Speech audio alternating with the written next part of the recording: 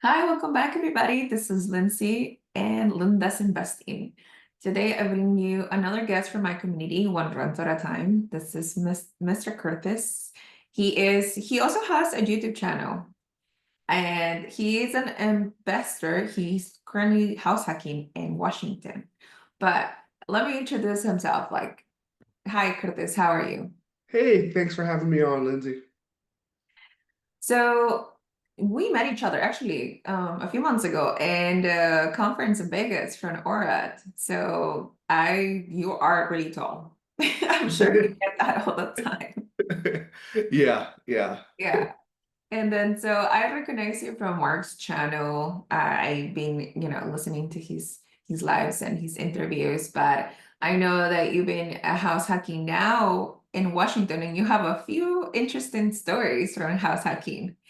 So can you tell me a little bit more about what were you doing before real estate investing? Like what is your career? What do you do?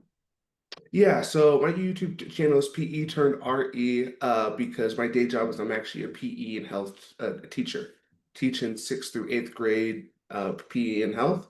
And when I started, it was 2020-ish is when I started to kind of save up. That was my first year teaching, and I was teaching online, and I was watching my teacher friends watch their retirement kind of ebb and flow with the stock market. And I said, oh, that's not going to be for me. And so I decided, okay, what can I do? So I was like, okay, real estate will be my thing. And so I started to save up. First year and a half of teaching, I lived at home. And then in 2022, I actually bought my first duplex to house hack. Mhm. And this is in what city of Washington? The house hack was in Tacoma, like an hour south of Seattle. Hmm. Okay. My immediate question is like you're a PE teacher. I mean, Mhm. teaching does not pay a high, like there's not very big salaries with teaching, right? Yeah. And so the next thing that I'm like, how were you able to get a house in Tacoma in Washington at one of the most expensive neighborhoods out there? Yeah, we are very expensive here in Washington. But if you think teachers don't get paid a lot, imagine being a part-time teacher my first year. So I was trying to save as much as I possibly could. But for the first house hack, I actually did a FHA loan, which is only 3.5% down, which on a the purchase price was like 440. So it really was not that expensive to purchase. So like 12,000-ish Yeah, 12, less closing 15 costs. plus with closing cost. Yeah. Yeah. Okay. So you, even though part-time, you had to put like quite a money away. How did you have that like drive, that motivation to like, I'm working towards a goal. I want to reach it like in a year and a half, but I just feel like it's draining, right? Bills cost that much, insurance costs this much, my car gas costs this much. Like, where does the motivation come from? Yeah, so when I graduated college, I told my mom, I said, "Hey, mom, can I stay at home and just save as much as I can?" And she said, "Okay, but what's the goal?" I said, "The goal is to buy like a small multi, but just let me stay home for as much time as possible."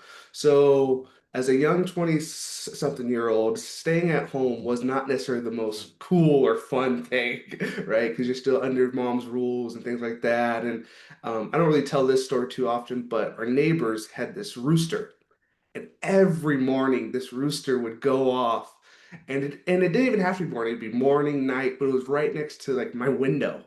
I'm like, oh my gosh! So I have so much motivating me to get out of my room, but I'm like, okay, I have to save, I have to save, and eventually I was able to escape. Wow, it was that rooster. It's like the daily like reminder. I'm like, okay, I'm not gonna go out tonight and expend like $50 or like dinner and drinks or whatever. I'm Mhm. gonna save that $50 and I'm gonna get out of this house so I don't have to hear that rooster anymore. Exactly. Awesome. Uh, how old are you, Curtis? I'm now 26. And for being 26, you house hack now twice. Yep. Yeah, so it's a it's not very heard of, right? We don't have a lot of young people that like think, oh, you know what? I don't make a lot of money, but I'm gonna go and invest in real estate. Did you have anybody around you kind of incentivizing you, telling you like this is where you can build wealth? Yeah, I think when you watch like YouTube or you listen to podcasts or anything like that, everyone that's kind of like made it or further along in their investing journey says, I wish I started sooner. Right? So I was like, okay, well, I'm gonna start as soon as I possibly can. And so that's why at 24, I actually closed like right near my birthday, actually. I said, I'm trying to get started as soon as possible. Now with starting young, there were some interesting things. Like now I'm the landlord. I've never even rented outside of college, but I've never even filled out a rental application. Now I'm receiving the rental application. So it's kind of a weird like mental shift that I had to make.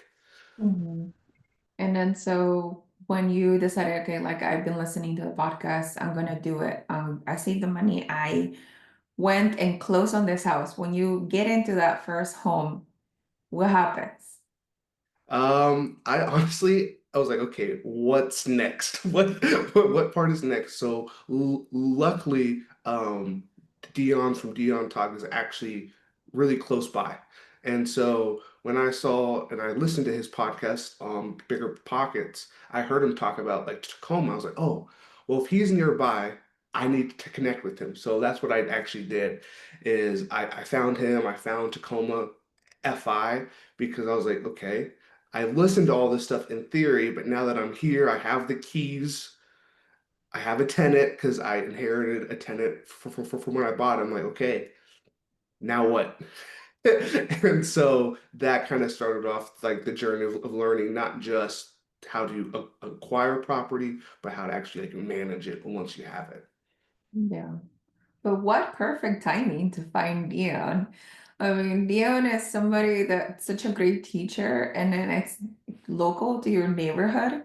Mhm. You find a mentor that's like just so willing to give up the information. And I know he has a course too on like how to invest in rentals, and it's, fairly priced. And then he more than does give the information for free on his lives. He always says that if you want to know what's on my course, just watch all my YouTube videos, and then you will learn what's on my course.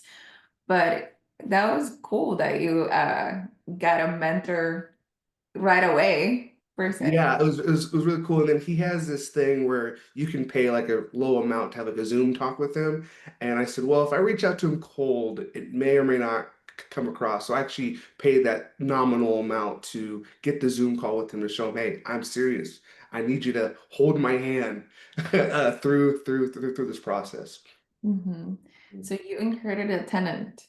I did. And so how was that experience for you? So I actually had met the tenant when we were doing like the property inspection. And so I kind of got to interact with him there. And then I had to go back and see the property again. So I met him twice before I actually closed on it. So when I bought it, it wasn't like a surprise. I'm the new owner. We had already had some interactions. And he really kept good care of the place. I think he's lived there like forever. So he's really made it like his home, but his rent was really, really low. And so I knew at some point that conversation was going to have to be had. But luckily, there was some time for us to kind of build some rapport. When I did close, I went over, told him I'm the new owner. Is there anything that you like need like right now, like the old landlord did not do? And I was nervous asking that. I'm like, oh gosh, what's he gonna ask for? He asked for something really, it's like simple though. He said, hey, there's a satellite dish that's hanging on the side of the building. Every time the wind blows, it hits our like bedroom wall. That was the easiest thing. I just pulled it down and boom, he loved me. No, not get a Phillips head and like undo it. Just you just pulled it. Yeah, just pulled it because it was like a loose thing. I'm like, oh, this is easy.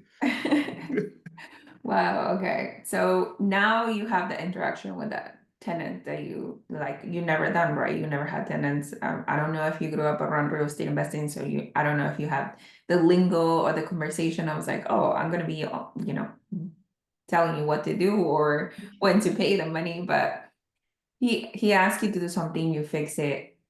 How does the conversation go about the rent? So I waited a little bit to have that conversation. I wanted to kind of build up the goodwill. See, okay, I'm now asking him to pay online, which before he was doing checks to the old like landlord. I told him, hey man, I'm young. I don't want anything paper. Can you just do it all online? And he was able to do that. He paid on time. So then I knew I was like, okay, I want to keep this guy. And then luckily I had watch Dion stuff to learn how to make like the binder, which is where you basically just run comps for the rentals in the area. And so I built the binder, I had the purchase price, I had all of the comps, and then I go over to him and I'm like, okay, but his wife wasn't there. I'm like, Mm, dude, I told you that I needed to talk to both of you, but okay, I'll still go through the whole thing. So I go mm, through the thing, I'm like, okay, this is what Section 8 would pay. This is what if you move somewhere else. And now, mind you, he's at 90. mhm. Market rent's like 1900. So there's a huge gap, right? Yeah. So I'm like, okay, what do you think would be fair? And then he kind of just looks at me, he says, well, man, this is your property, you choose. I'm like, this is not how it went in Dion's videos. The tenant's supposed to say like a number. So I try to get him at again. I'm like, hey, well, you lived here for a while. Like, I really want to make sure you're a part of this. And then he kind of looks at me and there's a long pause. And then he's like, well, it's you're in charge, you're the landlord. I'm like, oh my gosh, this is not how it's supposed to go. So me, I'm like, well, could we do like 1500? He's like, okay, yeah, good. That, that sounds good. And I'm like, oh, okay. And then I'm like, well, you haven't been paying water. Do you think you could pay like half? He says, oh yeah, yeah, no, no problem. Whew. So I got him to be happy and agree to like Mhm. a huge increase, and so that really helped offset the mortgage too. And when the wife came back to talk to him, there was no pushback. No, no, no. I think they had already talked because he was like, yeah, this is fine. Mhm. Awesome. Mhm. Well, that was a great experience for you. Yeah, Even though you're sweating it out, you're like, oh, I'm doing all the steps, but the simulation does not translate to reality. Like, what's this going on here? it does not translate. It's like out of all the practice talks that I had, this did not come up. Yeah, yeah, it's nerve-wracking, especially when you're stepping into a role that was nothing that you had before, right? Like you're a teacher, so you're mentoring a lot of children out there and forging them to be better people or just to learn that whatever you're teaching. But this is like a different scenario. This is yours. Yeah. It is very different, but there are some similarities. So, like for example, like the lease is kind of like the syllabus in the class. You're kind of setting the expectation of like, hey, this is how things go. When this happens, this is what we do. And the more clear that you kind of communicate that ahead of time, you can kind of front load the expectation. It makes it easier for when moments do pop up. Well, congratulations on that rent raise. That's a huge gap from 990 to 1500. Yeah, yeah, that wasn't the only time I had to do the binder, but it being the first was the most like memorable. Right, right. Mhm. And then so you moved into this house. Mhm. You moved in, right? And then how much is this rent increase significantly to your mortgage? Yeah, so at the time it had bumped up to probably like approximately half. But the unit that I was in, it was a three-bed, one and a half bath. Well, I'm single, I have no kids, I have no pets, so I don't need all that space. I was kind of overwhelmed, like, I don't even have enough stuff to fill this place. And so the reason that I actually bought it was the primary like bedroom had its own exterior door. So I was like, oh, okay. So I sealed that off from the rest of the house. And by sealed off, I mean I just closed the door and kind of caulked around it, made sure it couldn't open from either side. And then I rented out that now available space as its own two bed, one bath. Oh, two bed, one bath. And so then that offset the mortgage completely. So I got to live for free. Wow, really for free in Tacoma? Amazing. What? Yeah. So, Well, there was two things that weren't ideal. One, I was stuck with a half bath. There's no shower. There's no tub. It's just a toilet and a sink. So that's always interesting. People are always asking, well, what did you do? mhm, Well, luckily, my mom's house is right down the street. I have a shower in my office at work. mhm. I would shower at the gym. I just made it happen. And how long did you live like this? That lasted approximately a year or 14 months. 14 months. Yeah. Okay. But to live for free, you give up the shower. Oh yes, and no kitchen either. I had to make like this college kitchenette type thing. Basically had a microwave and an air fryer. Wow. How many things did you give up for this? Uh, pretty much everything that would make a home comfortable, I gave up. Awesome. You were living in a dorm room then in your home. Yes, but I just came from college and then my mom's house, so it really Mhm. wasn't anything too different. The only thing that was different was not having a shower in my living space. Yeah. What do you say to the people that just say like, I can't live like that. I can't sacrifice so much. I can give up my space or my privacy. Yeah, that's understandable. There's probably a spectrum of sacrifice. I went to the really extreme end. But there is something that you could do, right? Just find where you can feel comfortable enough. I'm not saying that you're going to have this lavish life, right? That's what the end goal is, but for right now, how much can you give up? Could you rent one room? Could you rent a parking space? Could you rent out a storage area, right? There's lots of ways that you can house hack without doing it as extreme as I did. Yeah. No, but it's very commendable. It got you to basically working whatever you were working was your cash flow, right? Yeah. Like your income was now free from that any bills that you had with that one home by doing this by house hacking and then being even more creative and then blocking out that two bed or one bath additionally. That's so cool.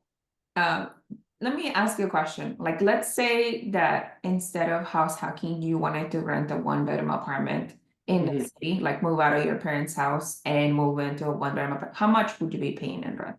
Yeah, so probably at that time, probably like 12 to 1400, but now it'd probably be closer to 15 or 1600. Hmm. Okay. So instead of going right now and getting that like one-bedroom apartment, which you're just like, renting, you're not building any kind of wealth with that. You could technically live in a home and have a three-bedroom, one bath for the same price, right? For If the you're same price, yeah. willing to give up a little bit of privacy, live with somebody, and be a landlord. Do you think Yeah. that's a fair exchange? Yeah, I think it's definitely worth it. And then now that I'm on house hack number two, I do have a little bit more what I call like luxuries. Like I have a shower, I have a full kitchen, washer and dryer, right? But because I was able to sacrifice for those 14 months, now I'm really appreciative even just for the basic things. Mhm, mhm, yeah. And tell me about that second deal. Where'd you get it? Is it also in Tacoma? Basically it's in like Lakewood, so it's about 10 minutes away from my other one. It's right by JBLM, which is our military base here. This one is a triplex. It's Mm. kind of an interesting triplex because it's a duplex and there's an ADU, but Mhm. I don't know which is which. So it's like a single family and then a up-down duplex in the back. One of those three is an ADU. I don't know which one though. One of those three is an AU. Yeah. So you upgraded from a duplex to a triplex. Now I'm assuming that price went up. It did go up. So the purchase price for the duplex at the time was 440, and then when I purchased this triplex, I got it for 500. Mhm. But now you have three units. Yes. Yes. And then did you inherit any tenants from this? For this one, I did inherit one tenant. They stayed about a month or two and then decided to try to break their lease. So that was an interesting journey because I've never experienced that before. But the other unit that's actually above me was vacant, so I got to place a tenant there. And then you got a tenant there for how much? Yeah, so they were taking that single family that was in the front. It was a one bedroom, but it's honestly the biggest one bedroom I've ever seen. So they were paying 1750. Okay. And then so when the tenant moved out, was it an easy time to renting that out too? Yeah, it was very easy to rent it out, and I just kept the rent at the same. Because I know that's a little bit high for one bedroom, but because it is so big, I knew I could get somebody in there at that price. Mm-hmm. Okay. So are you leaving for free again? Not quite for free. So I'm living in a one bedroom, and I'm paying about $700 Mm-hmm. plus utilities. I'm trying to live for free again. I'm trying to find a roommate, because in my space there's an extra room that I kind of have, and so I'm trying to find a roommate. The biggest issue is I'm more picky on the roommate than I am for a normal tenant. Yeah, Yeah. So there's for no, definitely so. Yeah, so for a normal tenant, I'm all fine about pets or who or if they've partnered or things like that. But for a roommate, I don't really want a pet in my space. Like I know people say cats don't smell, but there is a smell. There is a smell. I have cats and I smell. But anyways, moving on from the cat talk. So you're still coming out of pocket $700 only Hmm. to live in a nice neighborhood. Uh, Yeah. People would you call it a neighborhood? Not it's a working class neighborhood. There are some nice amenities though. Like I can walk to the lake. Like it's right across the street. So it's a nicer spot. Mhm. Which, if you were living in an apartment, then I go back to that, would be 1,500. Yeah. I'm paying basically half. Right, right. And one of my biggest regrets was not house hacking enough. I feel like a house hack in a way because I did buy my first home. It's a single family home, and I have 4 bedrooms, and like I was just me, myself, and I and my dog because I do have pets. But I was renting out the other rooms to traveling nurses. That's awesome.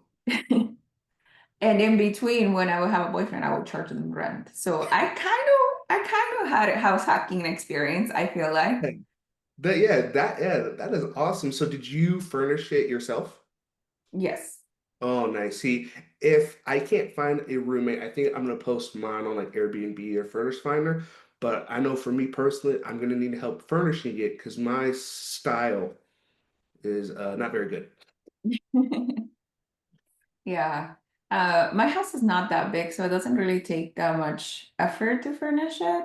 Mhm. Our rooms are small, so it's like a bed and a desk is the most that you can really fit without not leaving any space to like walk around. Okay. But it does help like the 2 bathroom access. So like one is the primary and then has the bathroom and the other one has to share the bathrooms. But it was working out because it was mostly my friends who were renting out the rooms, so there was no big deal per se. Mm, mhm, But yeah, I wish I would have bought like something like a duplex or triplex, even though my market, it's not something that you see very often. Because in some markets, small multifamilies are not there. Some markets are like, single family only oriented. I live in the burbs and the suburbs, so there's not a lot of small multifamily. But yeah, I do regret not using the first money because over here, LA, it's like so expensive. And then for me, for being single, I needed to be okay with the month to month mortgage. by myself. Like that was like a limitation that I had in my mind. I was like, I need to be able to cover it. If nobody rents a room, I need to be able to cover it.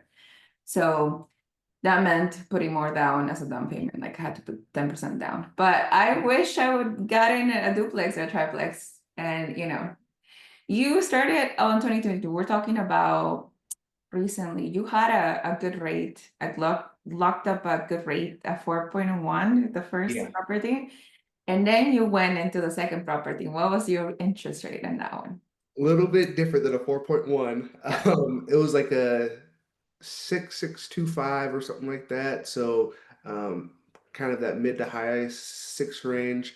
As I look for house hack number three, I would like to get to a point where I can refinance before I move out of here because owner occupied refinances are typically better than investment property refinances. Yeah. And does that scare you now moving? Let's say if you're gonna go look for the third property, does the interest rate scare you now? I don't know if scare is the right word because I'm gonna make the offer at whatever the numbers can make it work. I'm sure some people are gonna feel some type of way when the number is a little bit lower than they want. Um, but to kind of combat that, I've been meeting with and talking to people that have learned a creative deal structure, so that way I can try to get the people the price that they want if they can give me the terms. Okay, you, Curtis, trying to get a seller finance deal. Trying to, yes, yeah. That's amazing. Well, I think that you're doing great, and then you're so young. There's like the sky is the limit for you right now. And I'm so excited of the things that you're gonna do and like in Tacoma, Washington, maybe even move to the different city and then start investing in different cities of Washington. Because I know that's what Dion does, right? He's moved away an hour away at least from the main area of like living, I guess. Yeah, so if you're gonna house hack, your loan officer is gonna tell you kind of how far you can travel from where you work. So for me, he told me, at least the one that I had talked to had said, if it's within an hour drive of work, then you can search there and make it a reasonable commute. And so that's kind of the circle that I've drawn. Makes sense. Makes sense. What does your family say about all of this health hacking? They think I'm nuts sometimes. When I showed them my living space for my first one, they were like, "What are you doing?" But now on house hack number no, number two, it's kind of switched. Now they think I'm richer than I actually am. Yeah, everybody like it's nerve-wracking for a lot of people, and then a lot of people just live paycheck to paycheck, and so then when they hear you like, oh, I'm gonna get my next house, they're like, what are you doing? Like, what is this magical thing that you're doing? And in reality, it's not. It's just like buckle down, you do the work, and then you give up, you give up some freedom and some privacy and some other things. But not everybody's willing to do that. No, no, like when I was living at my mom's house and early on with the first house hack, I would do DoorDash to Mhm. pay for my meals for the week. And they're like, God, why are you leaving? I'm like, well, if I do DoorDash for like a couple hours, I can eat out. And they're like, okay, that's kind of weird. And then, but they just make kind of passing comments or whatever. But it allowed me to live a lifestyle that I could afford. And then now, because they know I'm a teacher, they're like, oh, are you going on vacation for summer break? I'm like, I can't afford it. And they're like, "What? You have 5 units? You can't afford to go on vacation?" I'm like, if I want to get more, then no." Yeah, and then people think like at least the internet makes you feel like, oh, it takes just so much time to become a millionaire. Like, oh, you just buy 300 houses or like 20 houses and invest here and invest there, and then it's fine, it's easy. And it's not easy. Like we are celebrating our wins in a school, you're part of the school community at ORAAT, and but a lot of the week to week is like, oh, this happened, right? I had to deal with this tenant. This is what they told me. Like, can you believe? Like, no, we are doing work. It is another job. It is a business, and we have to remember that and treat it as such, right? Yeah, yeah, and so that's partly why I try to post not just the wins and the purchases and things like that, but also kind of the day-to-day type stuff. Okay, I got a text from a tenant because there was a giant spider in the bathroom.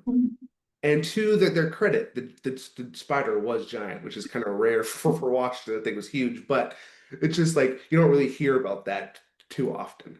Mhm. How did you find about Aura? I was listening to Bigger Pockets, and then Dion was on it, and then when I was watching Dion stuff, he had mentioned ORAT. So I was like, oh, okay, and kind of let me hop over and let me just watch these, and then just seeing all the different guests that Zuber has on his like channel really enticed me because I'm like, wow, there's really something for everybody, and no matter what path I kind of go down, there's resources there. Mhm. And what is the goal of your YouTube channel? The goal of the YouTube channel is really just for me to document my like journey, one, so my family can see it as I go through, but also so one day I can look back and say, oh wow, that's what it was like when I first kind of started, and it's allowed me to connect with a lot of people. So now when I go to like local like meetups, they're like, hey, I actually saw your video on your house hack. I'm like, oh wow, I feel like a celebrity, even though they've had like 100 views, right? But it's 100 people that are interested in what I'm doing. Awesome. And you're helping also other people like you. You're helping anybody like thinking about like, oh, I can never own anything in Tacoma, Washington. Like that's not attainable for me. But then you are doing it, right? You're doing it with some sacrifices, but you're still getting that wealth building started. And you're, like I said, you're so young. I'm fixated on your age. Anyways, what is 2030, 5 years from now look like to you? That's an interesting question. Hopefully by that point, I can leave the teaching world and just coach and manage like the rentals that I have. Because while teaching is great, I love just to coach sports more. Even if it's the same kids, it's a little bit of a different um, environment. I'm actually in the process of getting my real estate like license, so I'm sure at that point I'll broker some deals for some folks that I've connected with, but hopefully by 2035 it's not a full-time job. Awesome, awesome. I think it's very doable at the way that you're growing. I think it is very doable. Well, thank you so much for coming to my YouTube channel, and I hope that you come back. I mean, I know that I'm gonna be talking to you. See you next year at the next ORAAT conference. I don't know if it's like confirmed yet that they're doing it, but hopefully I'm you'll attend. I'm pretty sure they are going to do it, and when they post it, I will make sure I have my ticket there as well. Okay. Well, thank you so much, and I'll see you guys back on our next video.